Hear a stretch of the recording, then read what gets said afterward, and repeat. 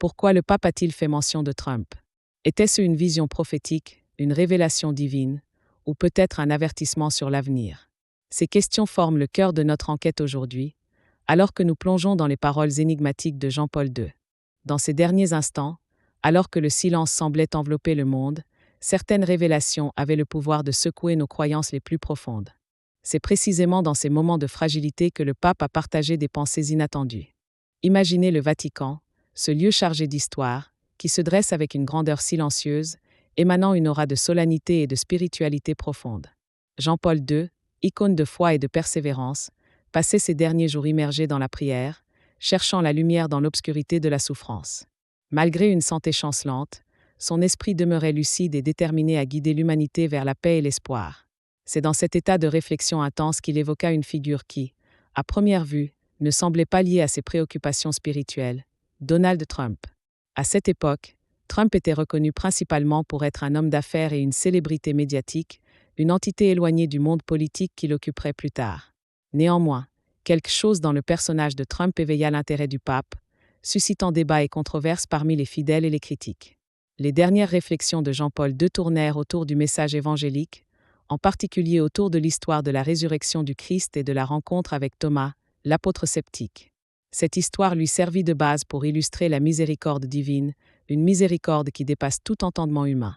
Au regard de Jean-Paul II, la figure de Thomas, qui désirait toucher les blessures du Christ pour croire, représentait singulièrement l'amour et la patience infinie de Dieu envers l'humanité.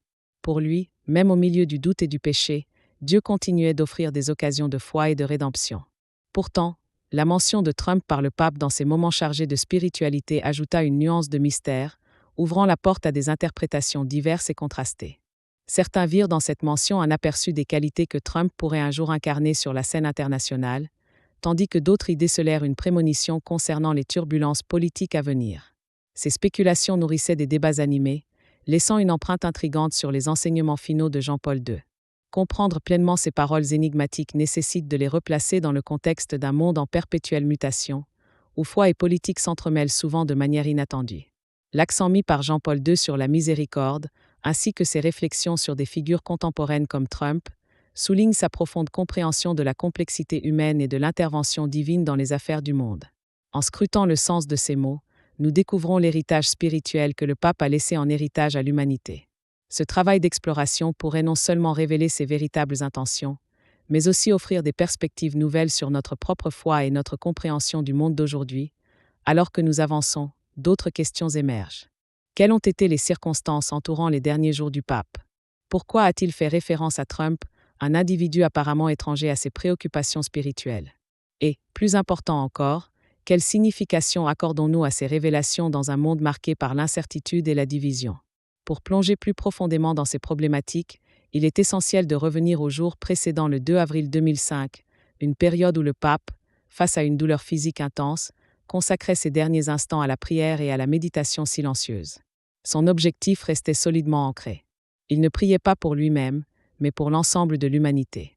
Dans ses ultimes souffrances, entouré de conseillers et de proches, sa dévotion à Dieu se manifestait à chaque instant. Jean-Paul II rédigea des messages remplis de sagesse spirituelle et de réflexion sur la condition humaine, gardant ses écrits secrets jusqu'après sa mort, révélant ainsi l'âme d'un leader préoccupé par les défis éthiques et moraux qui guettaient l'humanité. Pour lui, la souffrance était une voie vers une communion plus profonde avec le Christ. La Vierge Marie nous avait avertis de l'importance de la prière pour obtenir la protection et la rédemption. Ne manquez pas l'occasion de découvrir le pouvoir de la prière avec mon e-book intitulé La prière puissante de la Vierge Marie. Ce matériel couvre une gamme de prières adaptées à chaque aspect de la vie. Ne laissez pas passer cette opportunité. Cliquez sur le lien dans le premier commentaire épinglé pour le télécharger sans plus attendre. Les exemplaires sont limités. Il est donc vital d'agir rapidement afin de garantir votre accès à cette ressource précieuse. Dans ses dernières prières, Jean-Paul II ne recherchait pas la consolation personnelle, mais plutôt force et direction pour ses fidèles, intercédant avec ferveur pour l'Église tout en appelant à la fermeté dans la foi. Le pape exprimait également ses craintes face aux séculiers et à la relativité morale, qu'il considérait comme des menaces sérieuses pour la société contemporaine. Ces mots finaux mettaient en lumière la miséricorde divine, inspirée par les révélations de sainte Faustine Kowalska, et invitaient à mettre notre confiance dans la miséricorde infinie de Dieu. Sa lutte contre le matérialisme et la perte progressive des valeurs spirituelles appelait chacun à retourner à la prière, à assumer des rôles de leadership dans sa propre vie et à pratiquer la bonté et la justice. Dans une de ses réflexions les plus marquantes, il avait prédit une période de lutte spirituelle intense, où les croyants auraient besoin de résister face aux forces du mal. Ces paroles représentaient une mise en garde, mais également un message d'espoir, encourageant la persistance dans la foi. La centralité de la miséricorde dans leurs ultimes mots traduisait sa conviction que dans un monde de plus en plus divisé, la miséricorde divine demeure essentielle pour instaurer une véritable paix. Dans ses dernières supplications, le pape répétait avec ferveur « Jésus, en toi j'ai confiance, aie pitié de nous et du monde entier ». Cette simple phrase résumait sa foi inébranlable dans le pouvoir rédempteur de la miséricorde, une véritable supplication pour l'ensemble de l'humanité. À mesure que sa santé se dégradait, ses pensées s'orientaient de plus en plus vers l'avenir, imaginant un monde confronté à des défis moraux et spirituels sans précédent. Bien qu'il reste conscient des tentations de la modernité, son message final fut empreint d'espoir. Il croyait fermement qu'avec foi, prière et obéissance à Dieu, l'humanité serait en mesure de surmonter toutes les épreuves à venir. Inspiré par le passage trompeur de l'Évangile de Jean, qui évoque le Christ ressuscité montrant aux apôtres ses mains blessées, il n'y avait rien de plus bouleversant que cette scène illustrant l'essence même de l'amour et de la miséricorde divine. Ce message que Jésus souhaitait transmettre au monde se produit 8 jours après la résurrection, lorsque le Christ se dévoile aux disciples rassemblés. Dans une atmosphère pesante et pleine de mystères, le manteau de l'incertitude paraissait envelopper les disciples. Au milieu d'eux, un homme en particulier, que l'on surnommait Thomas le sceptique, était assis, l'esprit troublé par des doutes profonds. Il n'avait pas été témoin de la première apparition du Christ ressuscité. Ses paroles résonnaient avec une certaine amertume lorsqu'il déclarait qu'il ne croirait pas, à moins d'être capable de toucher lui-même les blessures laissées par les clous, les traces indélébiles de la crucifixion. Les jours passèrent, marqués par un mélange d'espoir et de désespoir, alors que les disciples se rassemblaient dans la prière, hantés par le souvenir de leur Seigneur. C'est alors qu'un jour, dans un éclat de lumière surnaturelle, Jésus réapparut devant eux, apaisant les cœurs troublés. Dans cet instant inoubliable, il se tourna vers Thomas, lui offrant un geste unique et saisissant. « Viens, touche mes blessures. » Les cicatrices parlent d'une douleur endurée, témoignant d'un amour incommensurable, mais aussi d'une réalité palpable de sa résurrection. Cet acte d'invitation ne se termina pas qu'à une simple expérience sensorielle pour Thomas. C'était une révélation transcendante. En posant ses doigts sur les marques qui étaient à la fois des symboles de souffrance et des signes de rédemption, une transformation miraculeuse s'est opérée en lui. Thomas, autrefois sceptique, s'est écrié avec une foi renouvelée. « Mon Seigneur et mon Dieu ». Ce récit ancien témoigne d'une vérité éternelle. La foi véritable ne repose pas uniquement sur ce qui peut être touché ou vu, mais sur la confiance en l'invisible, comme le relatent les Écritures aux Corinthiens, car nous marchons par la foi, et non par la vue. Les disciples avaient eu le privilège d'accompagner Jésus pendant 3 ans, mais le temps était venu de transcender les réalités physiques et de s'abandonner à sa présence spirituelle. Thomas, par son doute, incarnait une réalité que beaucoup affrontent encore aujourd'hui, la soif de preuves tangibles avant de croire. Mais, dans la plénitude de son expérience, la nécessité de preuves s'est évaporée. Ce moment avec le Christ a marqué une étape cruciale, une plongée dans le mystère divin. De plus, Jésus, avec une profondeur percutante, a déclaré « Parce que tu m'as vu, tu crois. Heureux ceux qui n'ont pas vu et qui ont cru. » Ces mots, tirés de l'Évangile selon Jean, illustrent une notion essentielle de la foi. Elle transcende toute demande de preuve physique. C'est un appel à embrasser la confiance dans l'amour et la miséricorde de Dieu, même dans les jours d'incertitude. Le message sous-jacent de cette rencontre ne se limitait pas à Thomas. En intégrant cette expérience dans la perspective de notre époque actuelle, on peut voir cela à travers le prisme de figues d'autorité contemporaine. L'ancien pape Jean-Paul II, dont les déclarations ont toujours résonné avec une force inébranlable, voyait dans ce récit un fondement vital pour l'Église moderne. Il soulignait que la foi authentique ne dépend pas d'évidences matérielles, mais émane d'une confiance indéfectible en la grâce divine. La métamorphose de Thomas représente le modèle de foi que Jean-Paul II encourageait chez tous les chrétiens, surtout en des temps troublés. Sa pensée offrait un élan d'espoir, insistant sur le fait que la croyance en la résurrection du Christ devait inspirer de la lumière, même dans les ombres les plus denses. Il prônait une foi renouvelée, particulièrement dans notre société de plus en plus sceptique. Reflet de l'incrédulité de Thomas, cette réalité sociale nécessitait un engagement personnel avec le Christ, même sans sa présence physique tangible. Jean-Paul II mettait l'accent sur le fait que la miséricorde et la foi sont essentielles, un appel à accueillir le message rédempteur de l'Évangile et à vivre dans la réalité de la présence constante de Dieu. En évoquant ce passage, on se souvient de l'audace de Jean-Paul II lorsqu'il aborda des sujets controversés et inattendus. Dans ces derniers jours, il cita une figure énigmatique, Donald Trump. En 2005, à une époque où Trump était simplement un businessman, le pape anticipait un rôle d'une profondeur inimaginable dans le paysage politique futur. Cette mention trouva une place centrale dans les réflexions posthumes de Jean-Paul II, soulevant des questionnements fascinants. Pourquoi un leader spirituel, intrinsèquement lié à la miséricorde et à la foi, évoquerait-il une telle figure? Pour saisir cette allusion, il est impératif d'explorer les dimensions de la prophétie et du discernement spirituel. Jean-Paul II, avec sa sagesse, parlait d'une voix prophétique, dessinant des contours d'un avenir où Trump pourrait influencer des événements globaux. La présidence de Trump, qui a suivi le décès de Jean-Paul II, a révélé certains des changements que le pape avait déjà pressentis.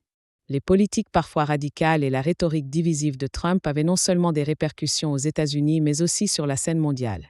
Les partisans et les détracteurs de Trump analysent encore son impact controversé, et sous un angle prophétique, son administration pourrait effectivement être considérée comme une manifestation des changements anticipés. Trump, à travers son lien controversé avec les communautés religieuses, a parfois été perçu comme un défenseur des valeurs spirituelles, éveillant des réflexions chez Jean-Paul II qui prônait le maintien de la foi en temps d'adversité. Son appel à la miséricorde, à équiper les fidèles de compassion et de détermination, reste d'une importance cruciale face aux défis contemporains. Enfin, il est certain que la vision de Jean-Paul II sur la miséricorde divine offre une lentille pour analyser l'impact de Trump sur la société moderne, insistant sur la nécessité d'une réflexion morale et éthique dans le domaine politique. L'allusion du pape à Trump dévoile un dilemme intrigant d'interprétation spirituelle ancré dans la compréhension des temps.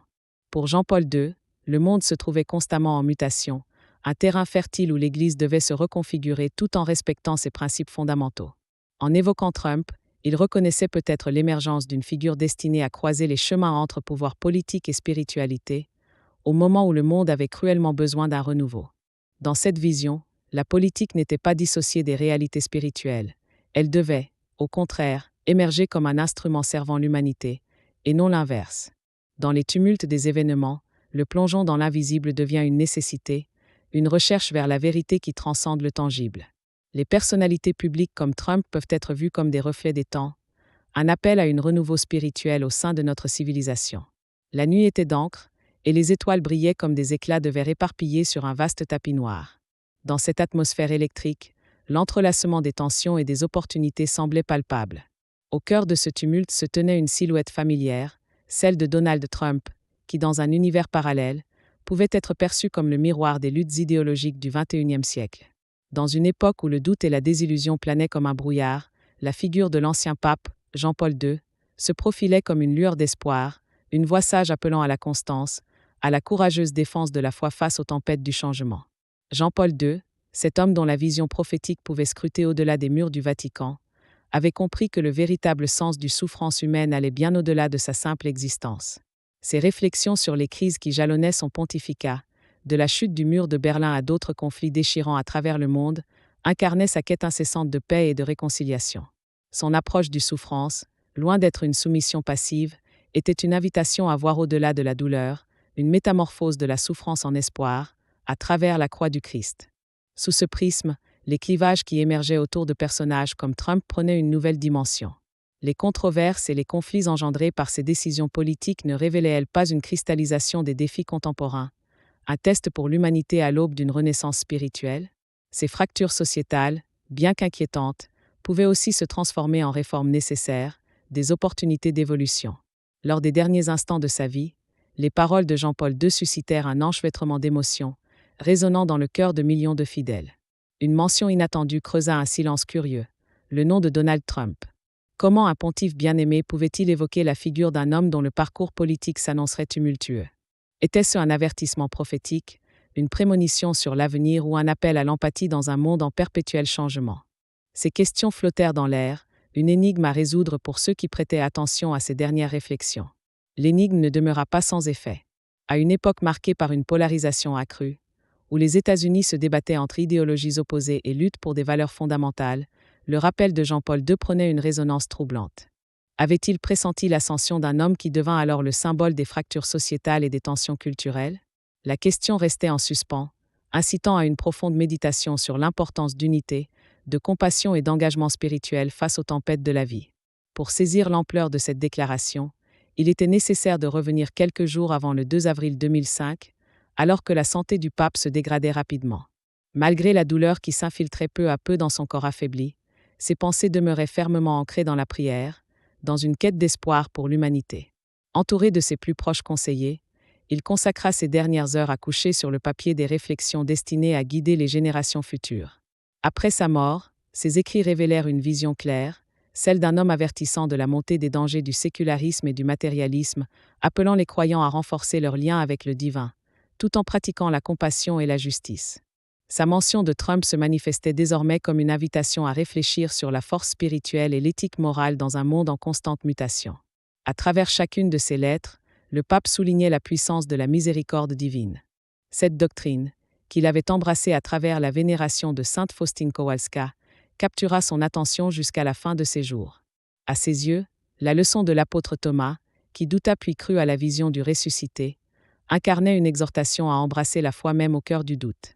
Aujourd'hui, alors que le monde se débat avec des enjeux relatifs à la liberté religieuse et aux défis moraux du pouvoir politique, les derniers mots de Jean-Paul II semblent remonter à la surface, chargés d'une signification nouvelle. Trump, devenu figure emblématique de débats houleux, évoquait chez certains des peurs, chez d'autres des espoirs, faisant de lui un prisme à travers lequel réfléchir la complexité de notre époque. La Vierge Marie, dans ses messages maternels, avertissait de la nécessité d'unir nos prières, de forger des protections spirituelles pour nos vies. C'est alors qu'un appel à l'action se faisait entendre pour explorer davantage cette dimension sacrée. Se plonger dans ces prières puissantes, découvrir les instructions qu'elles renferment, devenait urgent. En effet, la mention du pape se révélait telle une lueur d'avertissement, peignant un tableau non seulement des ambitions terrestres, mais aussi des enjeux sacrés se jouant dans l'omniprésence du temporal. Ainsi, l'héritage de Jean-Paul II se prolonge dans ses acteurs contemporains, leur lutte et leur souffrance, forgeant un pont vers le futur. Qu'il s'agisse d'une mise en garde, d'un appel à l'unité ou d'une exhortation à réexaminer notre vision du pouvoir, son message demeure une boussole spirituelle, insistant sur l'importance de la compassion et de l'amour au sein de notre marche collective vers l'avenir. Explorons ensemble ce legs inestimable, ses réflexions finales, et les questions brûlantes qui jalonnent notre monde moderne, héritant du défi et de la promesse d'un chemin lumineux. Dans un coin reculé d'une modeste chapelle, où le crépuscule tissait des ombres dansantes sur les murs, un homme, dont le regard portait le poids d'un monde tourmenté, se tenait la tête penchée. Les bougies vacillaient, leurs flammes se dressant comme des âmes en quête de réconfort. Ses pensées erraient dans les méandres d'une espérance tenace, persuadé que la foi, la prière et l'obéissance aux préceptes divins pourraient éclairer le chemin à travers les obscurités de l'existence humaine. Dans ces ultimes instants, alors que les faibles battements de son cœur semblaient se fondre dans le murmure du vent, il trouva la force dans le silence. Ses lèvres, bien que presque impuissantes, s'agitaient dans une prière muette, une série de vœux ardents visant à la rédemption du monde, et il implorait l'élévation des âmes ferventes pour qu'elles soient prêtes à affronter les tempêtes futures. Son engagement envers le bien-être spirituel des autres, indéfectible jusque dans l'obscurité de son agonie, trahissait une dévotion sans bornes. Alors que son esprit se perdait dans les brumes de l'au-delà, une image surgit, celle du Christ ressuscité, émergeant des ténèbres, ses blessures à la fois révélatrices et sacrées. Ce passage du Nouveau Testament où Jésus apparaît aux apôtres, en leur montrant les marques de sa souffrance, saisit Roanne d'une manière inexplicable. 8 jours après sa résurrection, l'apparition de Jésus offrit à Thomas, cet apôtre empreint de doute, une œuvre de guérison.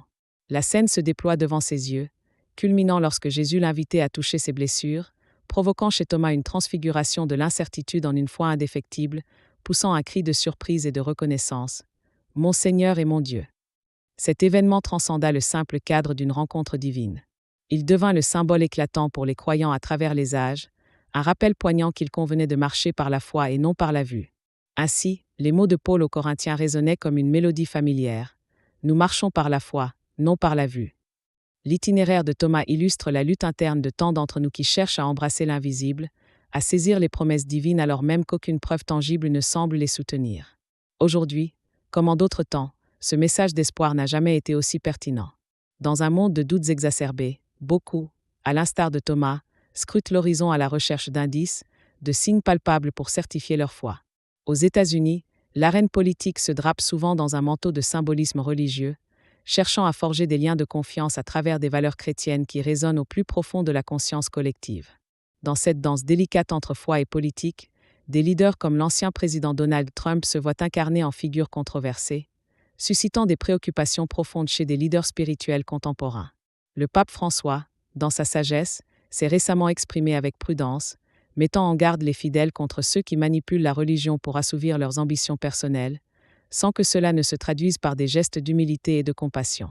L'ambiance s'épaississait dans la chapelle tandis que les ombres s'allongeaient, évoquant un sentiment d'urgence.